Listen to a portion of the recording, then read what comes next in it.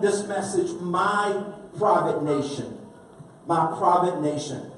And I'm going to be covering some characters over the next 3 weeks as we lead up to Easter about some of the characters that had a choice to make a difference in their life, an eternal choice to make a difference in their life. Yet when they were faced with the decision, they chose the wrong path.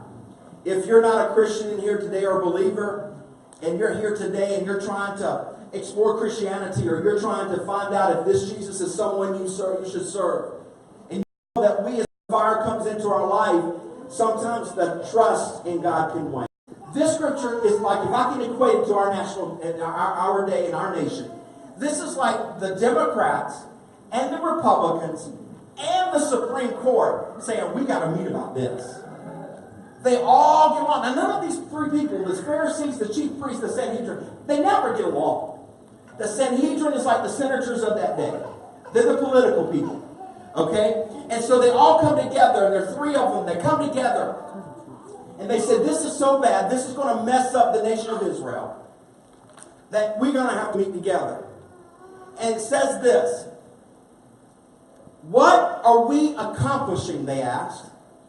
Here is a man performing many signs. And if we let him go on like this, everyone will believe in him. And then, I stop right there. Everyone will believe in him. Everyone will believe in him. Then what? They knew they should do what they should do, but there was so much to lose. Because see, even this verse saying that even they're having belief in him. And I'm going to show you in just a second about this. Go to the next one.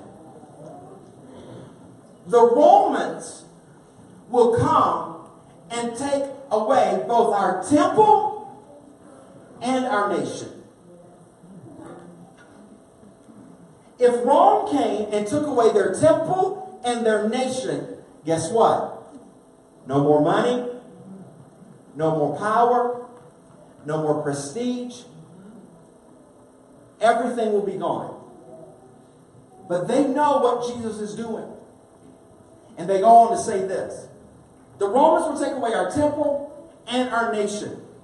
And then one of them, in the next verse, named Caiaphas, who was high priest that year, spoke up. You know nothing at all.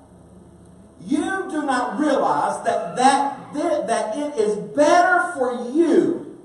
And then he stops. Realize? What he's saying here, you don't realize that it's more profitable for you. It is more profitable. Profit, income, money, power for you. Go to the next verse. For you. Then he stops. That one man die. Right there he stops. Wait a minute. Like profitable for you that one man die. I'm sorry. Did I say for us? One man died. No. Go to the next verse. I meant to say, for the people, not for us. See, he stops. He stops. At one time, he said, look, this is better for you. Did I say for you? I really meant it's for good for the nation. Because we're the spiritual keepers. We're the ones who know better for Israel. So really what we're talking about here is it's really better for him to die for the nation of Israel than the whole nation to perish. Right, guys? Golly, guys, we got to get really on this guy. You know? He catches himself. Because what he was talking about was really for himself.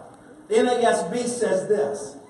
But one of them, Caiaphas, who was a high priest that year, said to them, you know nothing at all, nor do you take into account that this is expedient for you, that one man died for the people and that the whole nation shall not perish.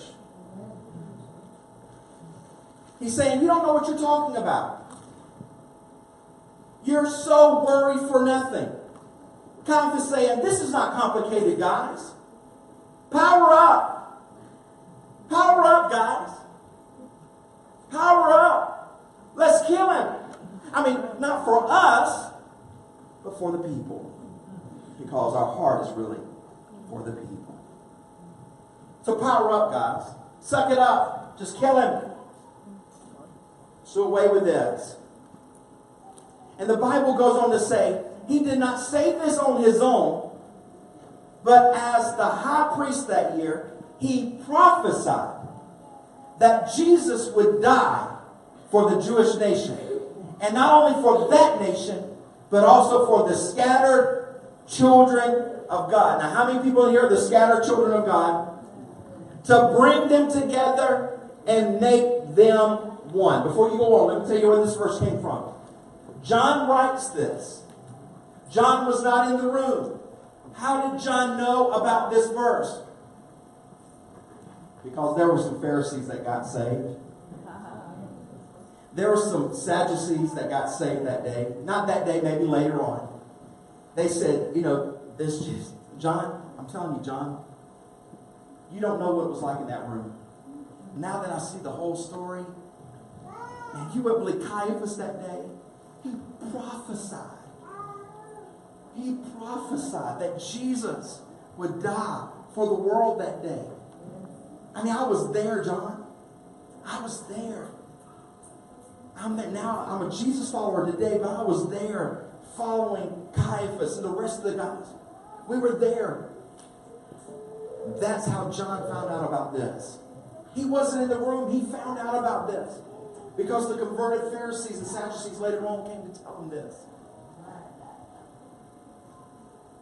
And the Bible goes on to say, so from that day, they plotted to take his life. They plotted to take his life. Now understand this. The Roman government would not persecute anyone based on breaking religious laws. He had to break Roman laws. And if they could accuse him of being like or more powerful than Caesar, they had it. And Jesus goes on to say this in the scripture. He said, the reason my Father loves me is that I lay down my life only to take it up again. And he says this to them. No one takes it from me, but I lay it down on my own accord. I have authority to lay it down, and I have authority to take it up again. They could not kill Jesus. Rome could not kill Jesus. Caiaphas could not kill Jesus. Jesus chose to obey his Father and go to the cross to die for us. And the Bible then goes on to say that these foolish men began to plot Jesus' death. And they plotted to take his life. We come to this point right here. Because some of you out here, until I said Caiaphas, probably have never, ever heard Caiaphas before. Who's Caiaphas? If I even said if you knew Caiaphas, you probably didn't even know that his first name was Joseph. Caiaphas was high priest for 18 powerful years. Jesus was a carpenter turned Jewish teacher for 3 years. And if it wasn't for this story where Caiaphas played in Jesus' life, we would never know him. You don't know about any other high priests, hardly, unless they're in the Bible. he had 5 brothers-in-law and a father-in-law that served high priest. Who are they?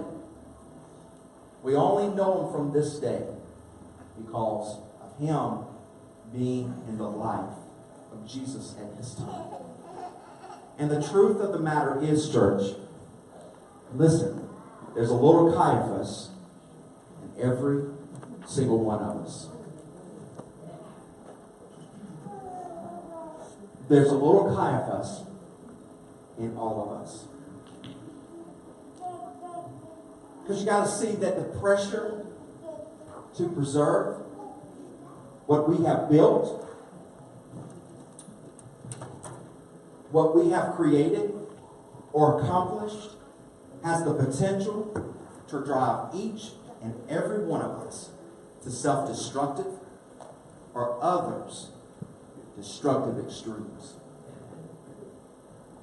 What keeps us from following Jesus?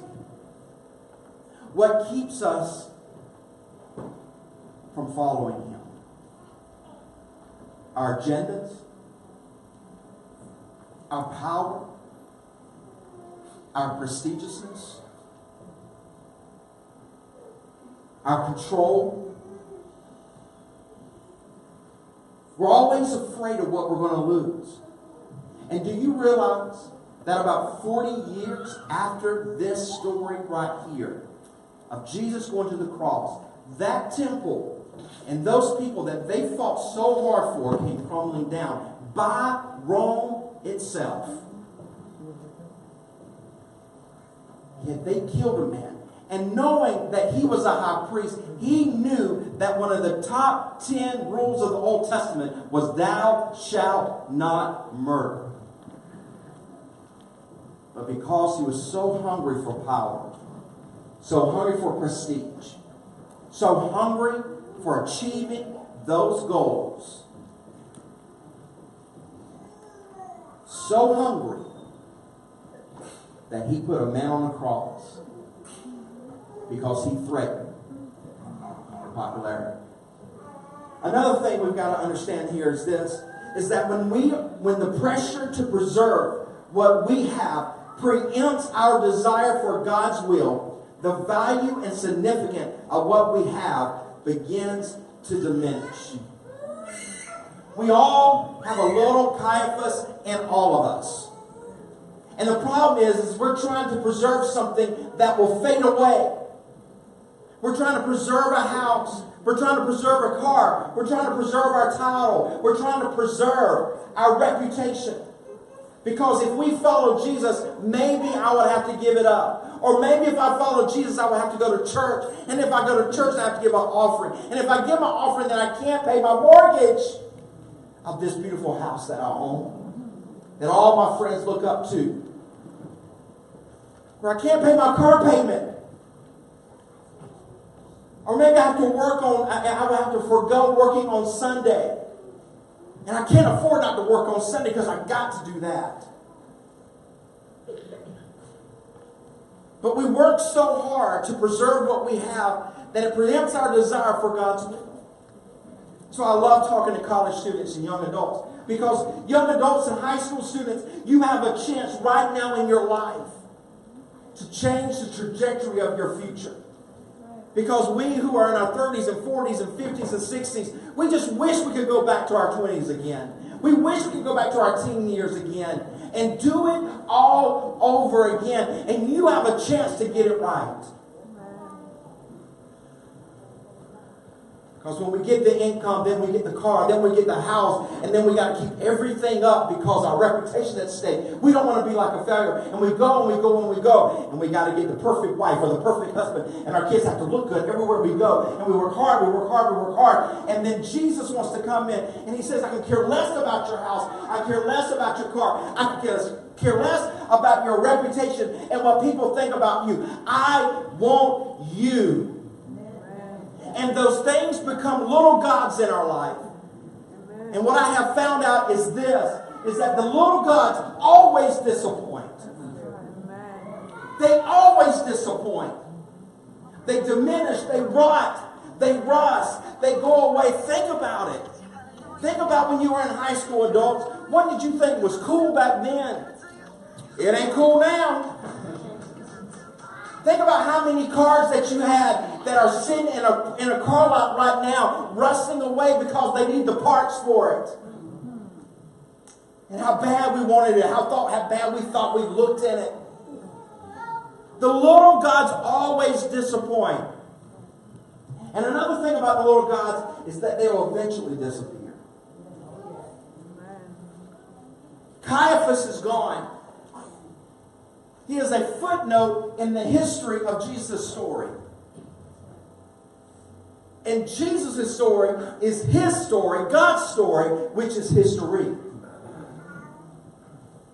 Don't be a footnote. Life says that it's just a vapor. Life is just a vapor. You're here today and you're gone tomorrow. Don't serve the little gods, because the little gods always disappoint. And the little gods always disappear. If you're about to get baptized this morning, let me go ahead and dismiss you. We're getting ready for our baptism celebration. Go ahead. I think Gael over here in the front row and some of that, they're going to help you get there. The little gods always disappear. Don't rush after the little gods. Don't be like Caiaphas and never be remembered. Pursue hard to be like Jesus. Because what Jesus can do in your life and what he can do through your life will be for eternity, not only in your life, but what God will do through others. Don't worry about your dreams. Dreams are little gods. Don't worry about your ambitions, because ambitions are little gods. Don't worry about your future, because your future is a little god. What can God do when he takes your dreams and your visions and your future and you put it in his hand? What he can do. Do not serve the little gods. They always disappoint. They always fail.